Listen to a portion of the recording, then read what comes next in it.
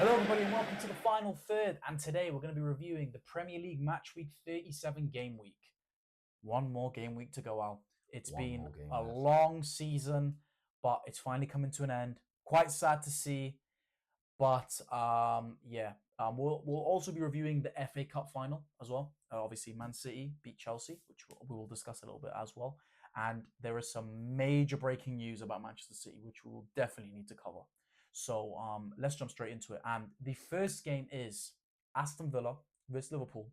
Aston Villa smash Liverpool 4-2. Yes. And it's a fantastic performance from them. And what do we think? Yeah, we said it in the last video, man. Arne Slot's just got to go. Awful performance from Liverpool. And look, obviously a lot of credit to Aston Villa. Absolutely amazing. And there's one player I want to mention for Aston Villa. John McGinn. John bloody McGinn. Right? John McGinn. Honestly, he's one of, even though people do probably rate him, he is still underrated in my opinion. I think he still doesn't get the credit he deserves. The way he dictates that midfield for Aston Villa. I don't watch a lot of Aston Villa. I'm sure Charles doesn't. I'm sure a lot of you, if you're not a Villa fan, won't watch them enough.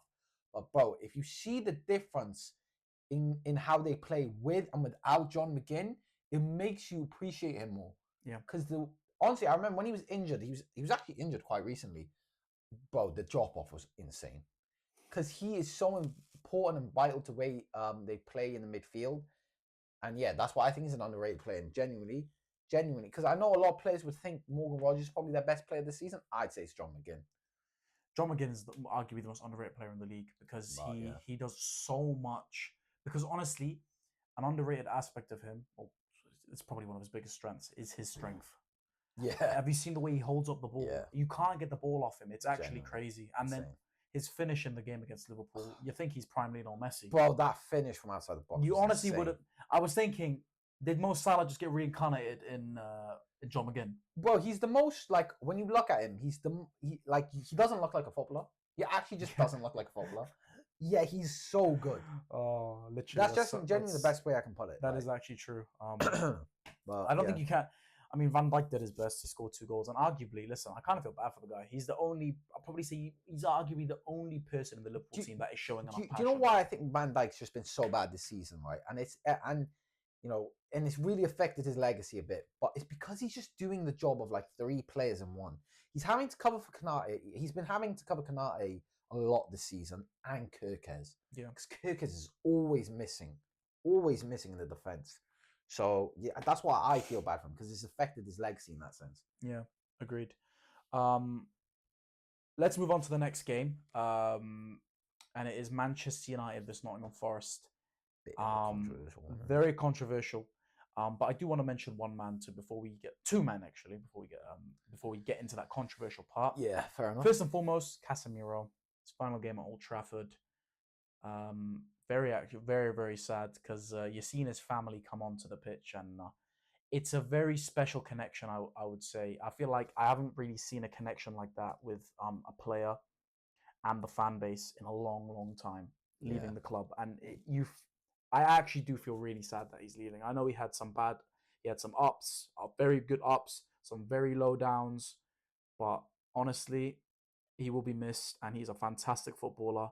And I really do wish him all the best. And hopefully, he's going to have such big shoes to fill. And I don't know who we're going to replace him with, because I don't think you're going to get a player like Casemiro that shows the passion, the energy on the pitch.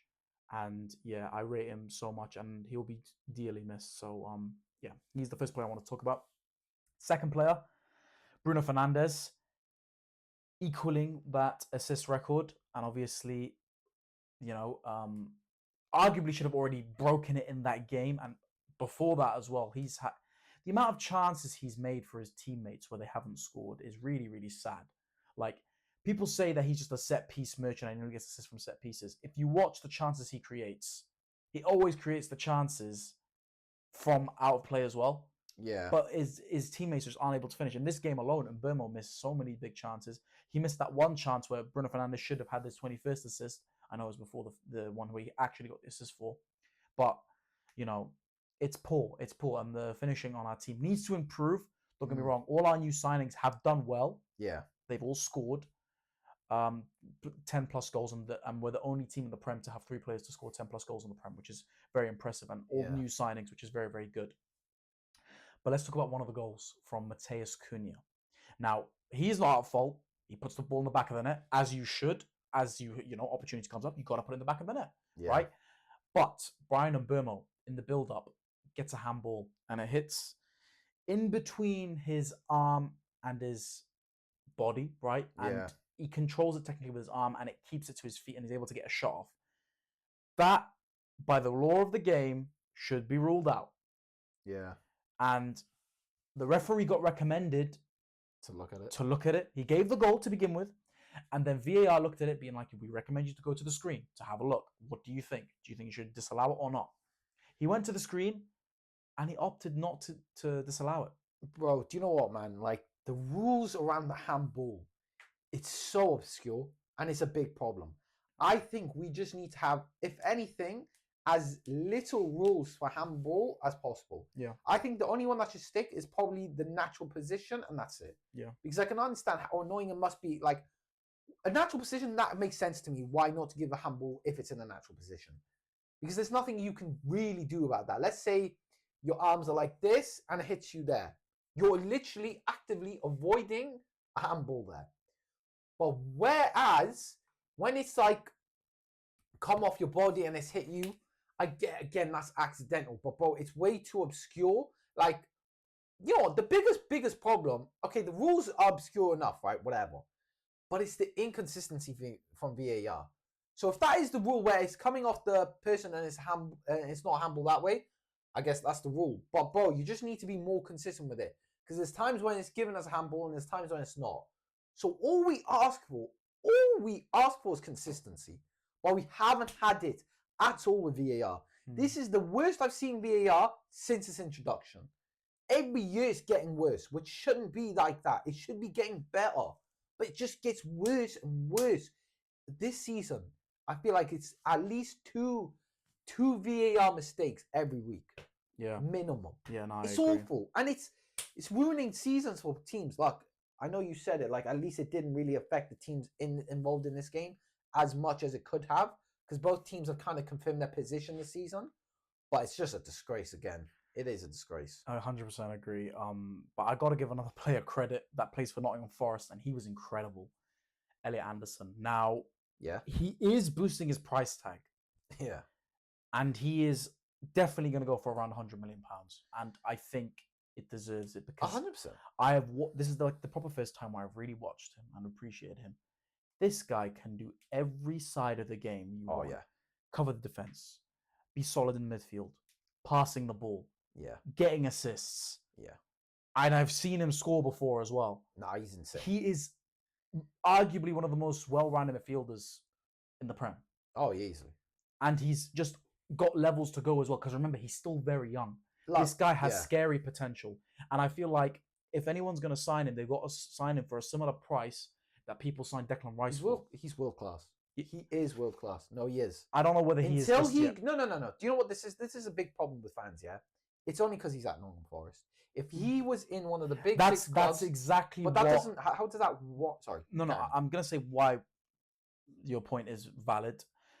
It's only been one season. You can't be world class after one. You can have a world class season, but you can't be a world class player after having a world class season. You have to be consistent. I think that is the thing that makes it.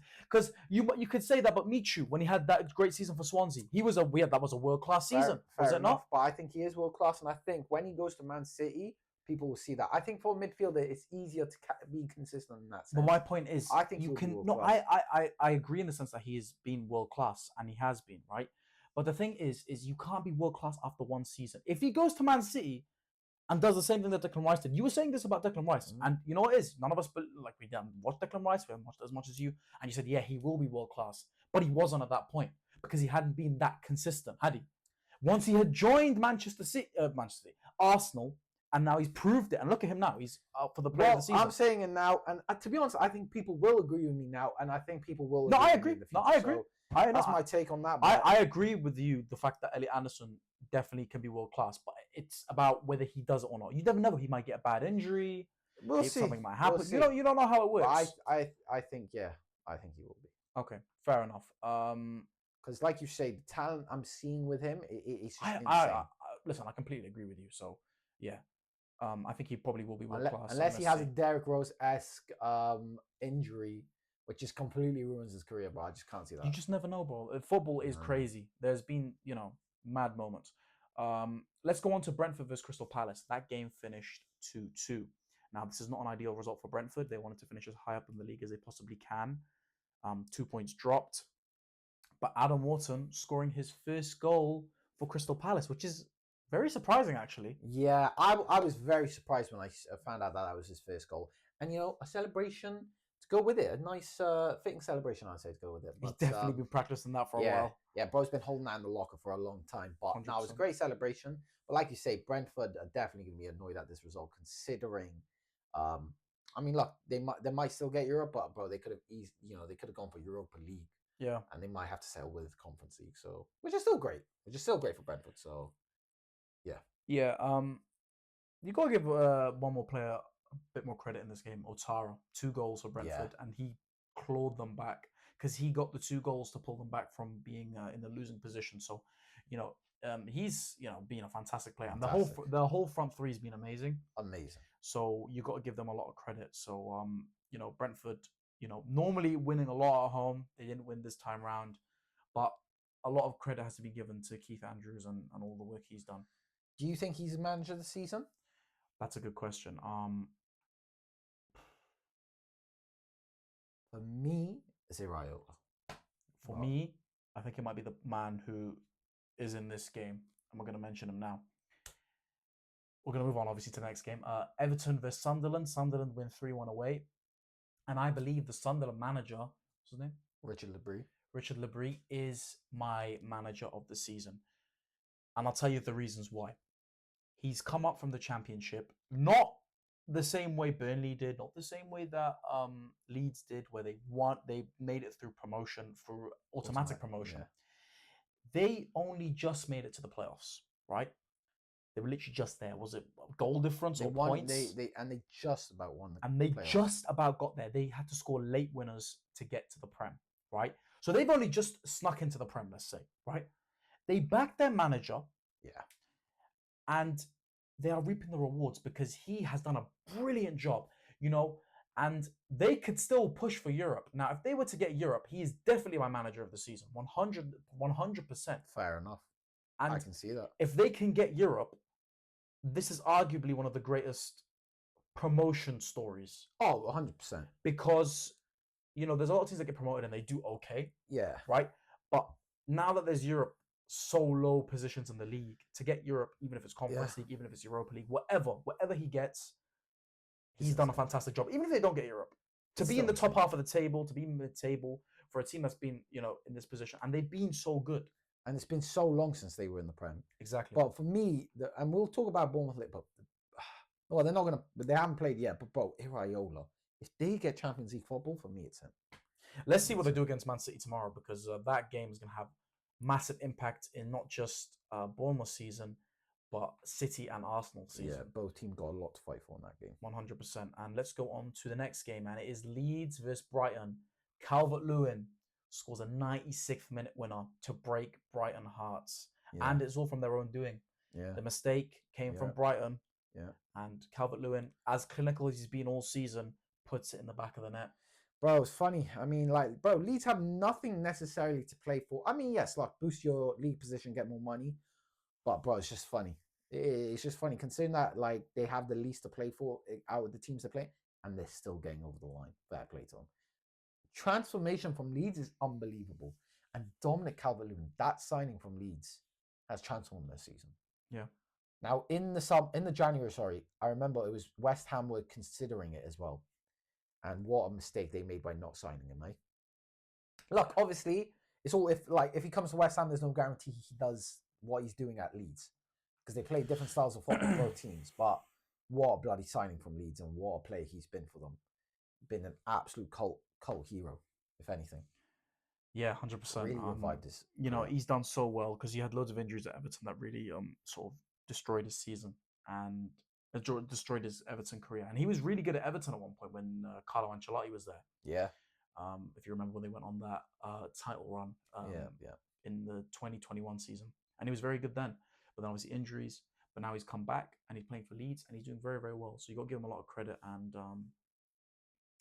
yeah, let's go on to Wolves and Fulham. Wolves get a result, which you don't really see from them. And yeah, Fulham, I mean, that's all you can talk about. They kind of just dropping off at the end of the season. They've still been great this season, but bit of a drop off at the end. To be fair to them, they start off awfully. Midway, they were great, and now they're dropping off a little at the end of the season. So it's unfortunate because they did look like they could have got Europe, but a lot of teams look like they could have got Europe this season. So, unfortunately for Fulham, it's probably not going to be their season for it. And yeah, I mean, there's not a lot to talk about this game, but there you go. Mateus Mane probably going to leave Wolves and go to a good team. yeah, Definitely deserves it. He's been a great player for Wolves.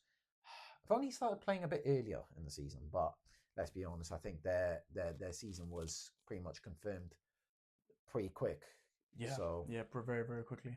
yeah, just preparing for we the have somebody in championship. the chat saying the best replacement for Bernardo Silva. We were just mentioning him. Probably Elliot Anderson because he Yeah, does.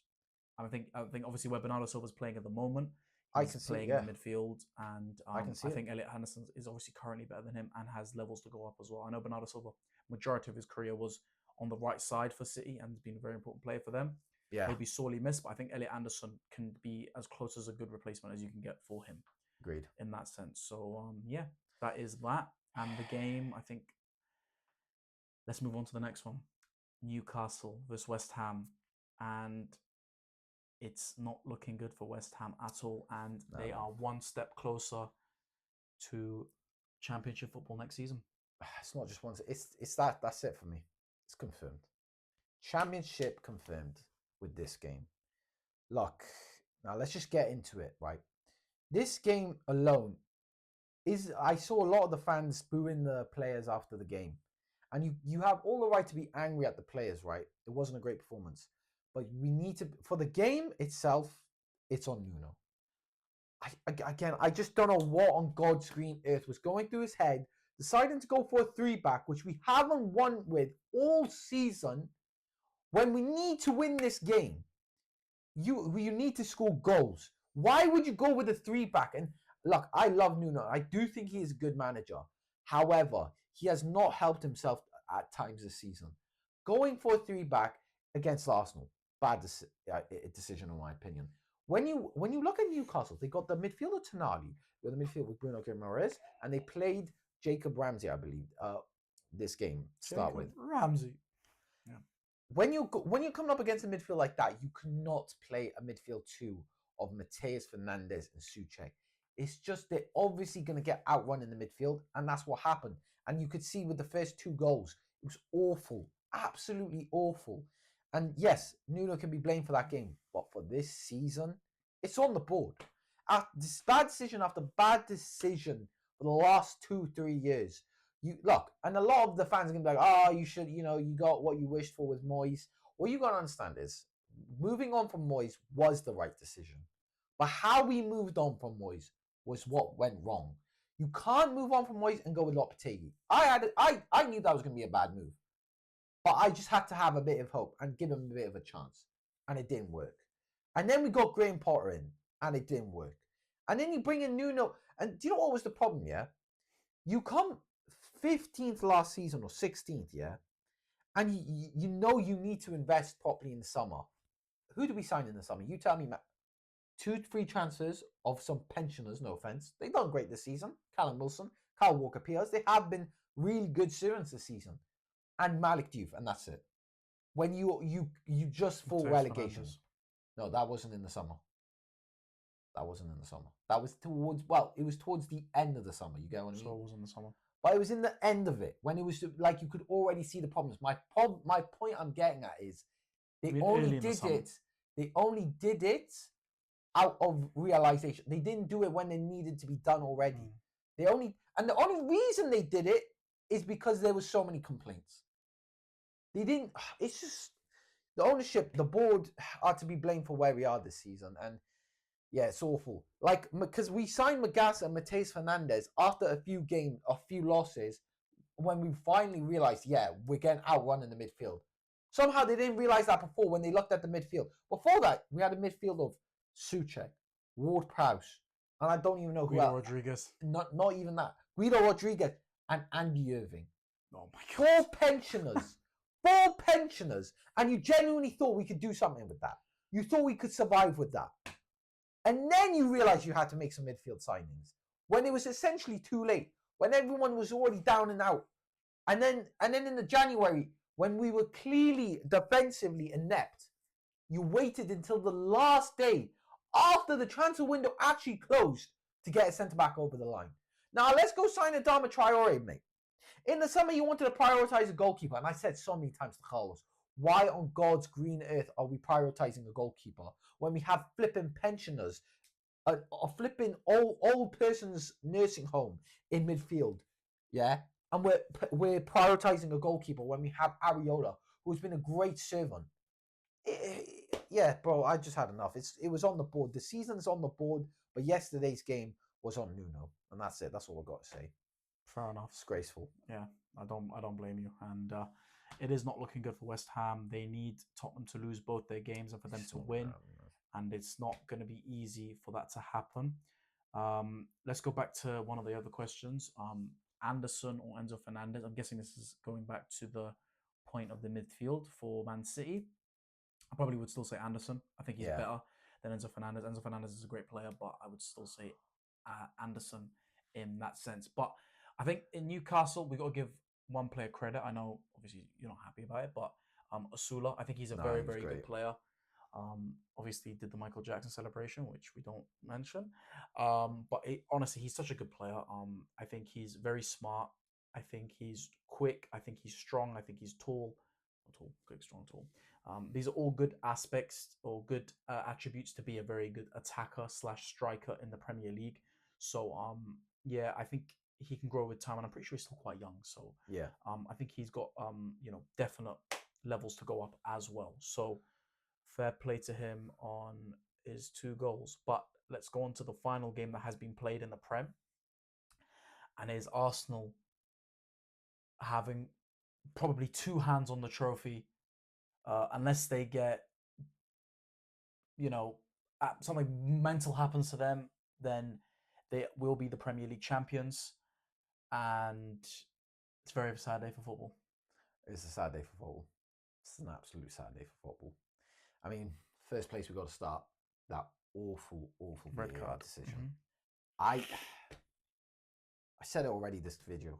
How can VAR not say that's a red card? What's the point? Scrap VAR. Just scrap it. Because what benefit has it brought to the league? Nothing.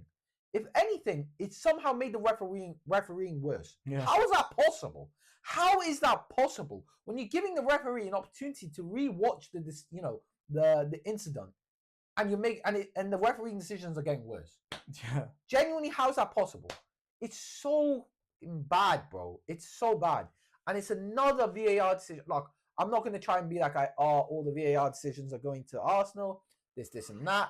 Because, bro, there's been so many VAR decisions that have been bad this season. Whether it's against Arsenal, or whether it's gone for Arsenal, whether it's gone against other teams. But, bro, it's genuinely just a piss take at this point.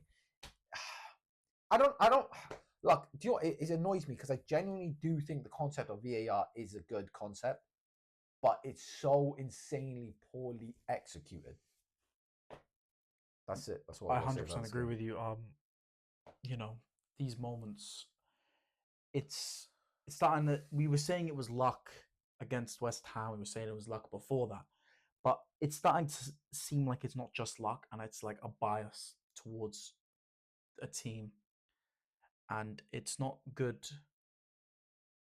Do you know what I mean? Before we complain about VAR, we complained about the refs. That's true, but the thing is, and this is a chat as well. He's saying that basically we were complaining about. Now we're complaining about VAR, but before we complain about the refs, the problem is they are not using the resources correctly. Before they weren't doing good decisions at all, but now the refs, they're showing how they're even more incompetent than we once thought. Yeah. In the sense that they give the decisions that we obviously see are penalty slash red card slash whatever in the opposite decision we would have thought it would have been, right? And yeah, I would say that they are not making the corrections that need to be made. Like, you have the opportunity with VAR. Sometimes VAR tell them, yeah, go have a look at it. Like the Man United goal that should have been disallowed, or even this one today. Like, VAR doesn't help them either. Yeah. But they don't help themselves. It's just the actual officiating in this league is so bad, and it's insane because we are the richest league in the world, Yeah. but we are not able to make the correct decisions in the correct moments. The one thing, and as well, before VAR, okay, don't get me wrong, refereeing was god awful still, but at least you can give them the benefit of doubt of human error, because, well, when you watch some of these decisions on ref cam, yeah, like these incidents, to be fair, it's really hard to make a decision because it happens so quick. So that's when you could give the benefit of doubt to the referee before VAR. But with VAR, having the ability to re-watch the incident, and don't get me wrong, it does take a lot out of the football having to, the time it takes to actually, review the incident. But if they were making the right decision every time with VAR, or most of the time, you'd be like, you know what, it might be worth, the time it takes out of the game because it's coming to the right decision. But the problem is, it takes so much time out of the game, which kind of kills momentum, and they're coming to the wrong decision. That's the biggest problem. But what can you do? It's going to stay. They're never going to get rid of it. So there you go. Yeah, listen, refs, they can make mistakes, and the human error is that thing, right? But VAR is the problem here. Like, No, it is. in the majority of the moments, they are literally messing it up. You can't blame a single person, and 100% I agree with the chat that's been said here. You can't blame a single person. It's a collective, right? Yeah. The officiating in this league has been awful from the beginning of the Premier League till now, with the added VAR and all together, right? Yeah. And it's very, very bad.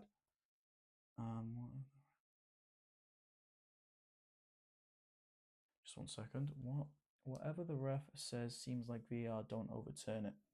Yeah. Yeah, that's true. But even then, they tried to overturn it in the Man United game, And it does. and the ref just stays locked to what his decision is. Literally, even Sometimes, you know what? Sometimes in that situation, that's ego coming in. I was going to say that the referees don't like to take responsibility. Exactly, and like your ego's coming, being like, "Oh, that I've made a mistake, but I'm not gonna admit it, so I'm gonna just keep on going ahead with it." Yeah. Do you know what I mean? I mean, That's the thing. With all these things we keep on talking, but I've got to give Arsenal now. Got to talk about Arsenal themselves. Burnley did more than we expected, though. We got to give them that credit there. When we thought they would probably get dismantled, which honestly I had actually thought probably end like 1-0 or 2-1. But I would say that Arsenal, obviously being one more step closer to the Premier League, in the sense that they probably should have won by a lot more. They had chances to score. And again, they only scored from a corner. It's kind of ironic that they're going to win from a corner goal. And, but still, they've not been convincing, I would say, in this league. And that's the thing that's very, very confusing to me. They've won the most 1-0 games in the league this season. I think it's 5 now, including this game. No, it's 8 after this game. It's 8. That's insane. So 8 of their 20 wins is 1-0, which is boring. It's boring, but it's impressive. When you win titles, you need to be sometimes bad but win, and not able to finish but still win and sneak the win. Now they're going to win the Premier League. They don't care how they win, right? That's what I'm saying. Fair enough, right? Because I'm guessing if it was West Ham or Man United, we'd be absolutely gassed. Well, if we were winning 1-0 every single week, I couldn't give 2 flying shites. Exactly, but that's the thing. Because their squad depth is so good, this has become consistent. We saw Villa at the beginning of the season. They were on a run where they were winning by 1 goal every single time, and they were on a very, very good winning run, right? But the consistency didn't stay up. Arsenal have been consistent this season, and now they're about to win a Premier League for it. And they could win it as early as tomorrow. Or as we are recording and the video gets uploaded, it will be today. If City don't beat Bournemouth, which, let's talk about that before anything else. Bournemouth versus Manchester City. Bournemouth need to win. Yeah. Both teams got a lot to fight for. They've got a lot to fight for. Do you want to give predictions for it, or did we already give predictions for it? We already gave our predictions. So our predictions have already been given for it. In the last video. Yes. Check that out. Check that out. Yeah. But I will say one thing as well. Pep is going to leave Manchester City at the end of the season. And this Yeah. is one of the biggest moments in Premier League history in the last couple of years. Yeah. To be fair, it is official now, but we've kind of known throughout the season that he was probably going to leave. Not official, but it's all but official. Well, it's pretty much official. Let's just call it that. But we kind of known throughout the season that he might leave. Yeah. So, look, for me, I think it's quite interesting. I'm not sad about it at all. He's been a great manager. Fair play. Let him leave. But I think it'll make the league interesting again. Because I'm not gonna lie, a lot of teams just try to copy Pep and his style of football, and it just doesn't work, and it's kind of ruined the league a little. Don't get me wrong. Obviously, he's one of the greatest managers ever. He's achieved so much, but genuinely, it was about time that he's left, bro. Honestly, I've had enough of him. Just get out of here, man. I love him, but he needs to get out. And yeah, I mean, the replacement they're bringing in is still very, very good, Enzo Maresca, and he's got experience at the top level. He won the Club World Cup with Chelsea, won the Conference League with Chelsea, and he was building something very, very good with Chelsea. But Chelsea made the stupid mistake of sacking him, and I think they're going to absolutely regret, because I believe that, okay, he may not be on the same level as Pep, he may not do the same amount as Pep, but I actually believe he will do very well at Manchester City. And he's not going to go on the era of dominance of Pep, where he won what?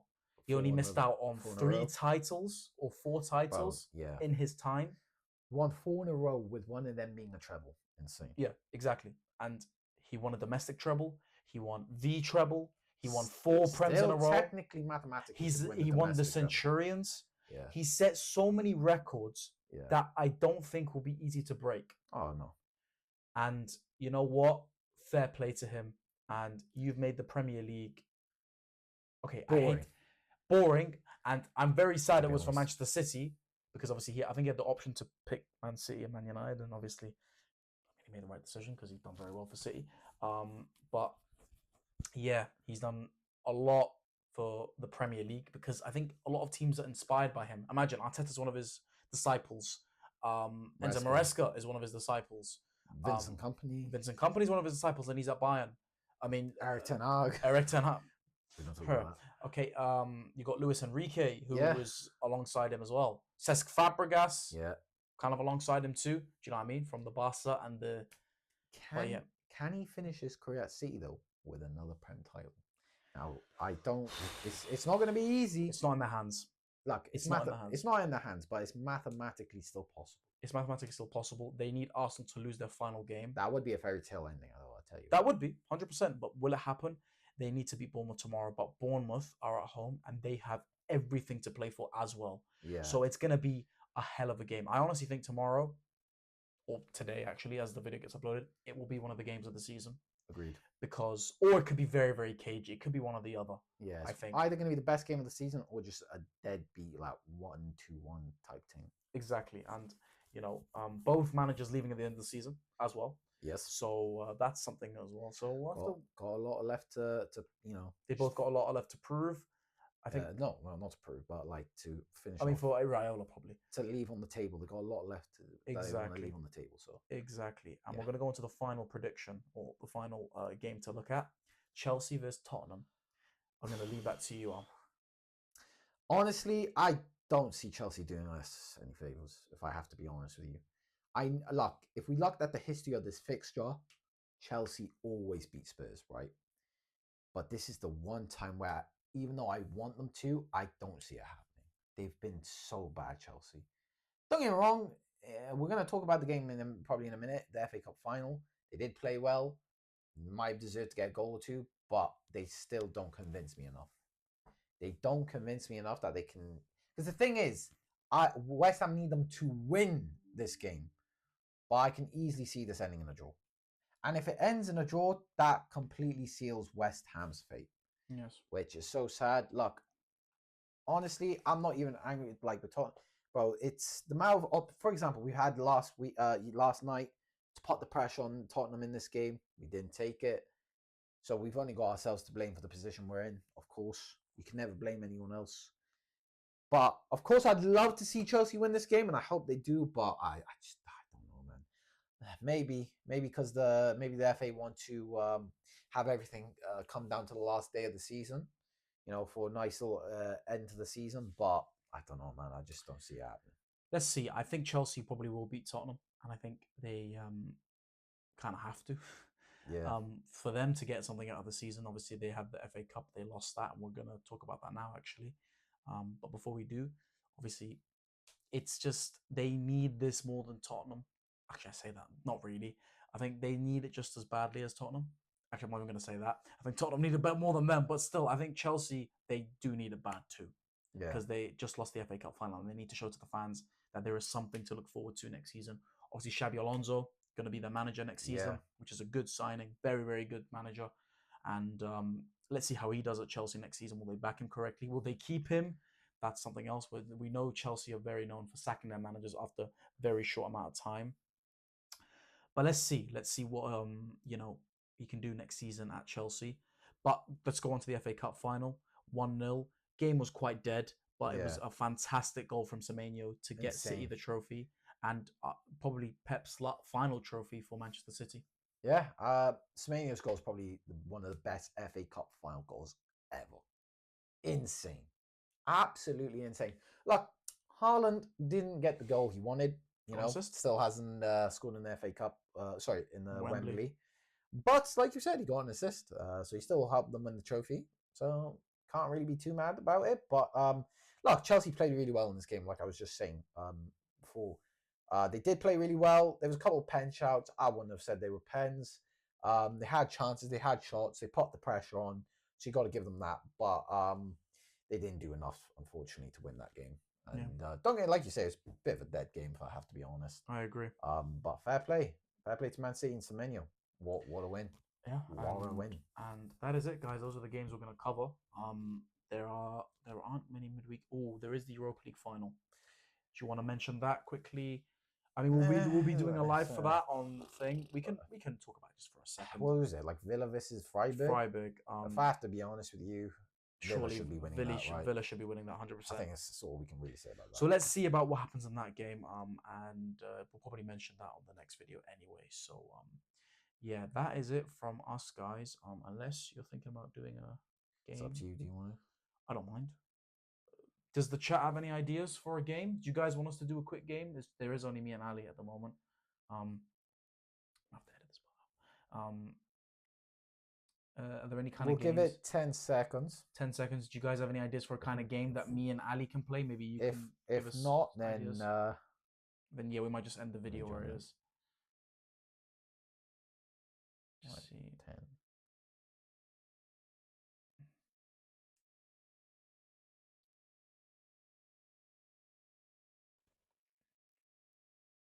Well, it's over. Okay, yeah. So we're probably gonna end it there, guys. Today's been a bit of a. There's not gonna be obviously a game or a quiz or anything, so just end it right there. Please leave a like, subscribe, turn on the notification bell so you get notified when we upload videos, and we'll see you on the next one. Take care, guys. Take care.